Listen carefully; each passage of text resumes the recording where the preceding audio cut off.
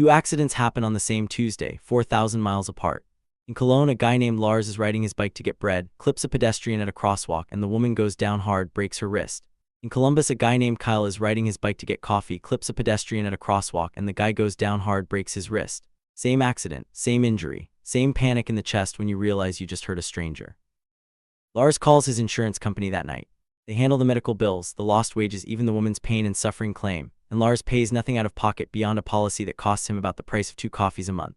Kyle spends the next 18 months getting deposed, negotiating with a lawyer, and eventually settles for $60,000 he does not have, because it turns out his renter's policy back home either didn't cover it or didn't cover enough of it. Here's the thing that should bother you about that story. Lars isn't rich. He's not some finance nerd who read the fine print on every policy he owns. He just has a 5 to 10 euro a month policy that almost every single person in Germany has and almost no American has ever heard of. I'm Justin. I'm an American. I've lived in Germany for over 12 years. And every week on this channel I put real numbers next to real numbers, Germany versus the US, so you can see what things actually cost here instead of relying on guesswork or tourist brochure impressions. If that's useful to you, subscribing helps more than you think. Today we're talking about personal liability insurance and why it might be the single best value insurance product I've ever bought in either country. Most Americans hear German insurance and assume it means expensive, bureaucratic, and mandatory in some annoying way. That's the myth. The reality is almost the opposite. This isn't required by law. Nobody's forcing you to buy it. It's cheap enough that skipping it is almost irrational once you understand what it actually protects you from, which is not your stuff, but your entire financial future. Now, to be fair to the skeptics, there's a real counter-argument here, and it's the one Americans usually reach for first. I already have insurance.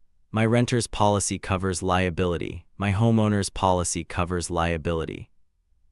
Why do I need another product with a German name I can't pronounce? That's a completely reasonable instinct, and it's not wrong exactly. It's incomplete. The gap isn't whether you have liability coverage. It's how much and how the two countries treat the concept of personal responsibility for accidental damage in the first place. So let's get into the actual numbers. In Germany, the law makes you fully liable for damage you cause to someone else, intentional or not, and that liability follows all of your assets, your savings, your future wages, everything with no cap. That's the part that surprises people. You bump into someone with your bike, you leave a stove on and flood the apartment below you, your kid kicks a soccer ball through a neighbor's very expensive window, and legally you're on the hook for the full cost forever, unless you have a policy standing between you and that bill. That's what personal liability insurance does. For a single person, a solid policy runs somewhere around 50 to 80 euros a year. For a family, it's usually under 100 euros a year total, covering every person in the household, including your kids. Compare that to the US, where a typical renter's policy might bundle in around $100,000 of liability coverage for maybe $150 a year. And if you want real protection, an umbrella policy for $1 million of coverage runs you $250 to $600 a year on top of that.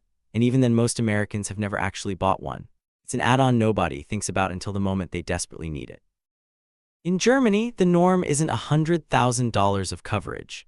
Financial watchdog groups here, the ones that rate insurance products the way Consumer Reports rates blenders, recommend a minimum of 10 million euros in liability coverage and honestly recommend going as high as 50 million.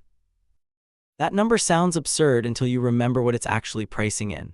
A lifetime of lost income for someone you seriously injure, ongoing medical care, a lawsuit that drags on for a decade. 50 million euros of coverage for 50 to 80 euros a year. That's not a typo, and that's the value proposition nobody explains to Americans moving here. There's usually a small deductible built in, often somewhere between 100 and 250 euros, so you're not filing a claim over a scratched car door. But for anything real, anything that could actually hurt you financially, the policy is the thing standing between an accident and bankruptcy. Here's where it gets interesting though. The reason this product is so cheap isn't just that German insurers are generous. It's that almost everyone here has one, which means the risk pool is enormous and the payouts are predictable.